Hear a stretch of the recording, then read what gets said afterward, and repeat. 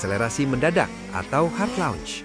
Seringkali pengemudi melakukan akselerasi mendadak ketika lampu hijau, menekan gas dalam-dalam tanpa transisi halus. Ini memberi tekanan besar pada mesin, transmisi, kopling, dan bearing.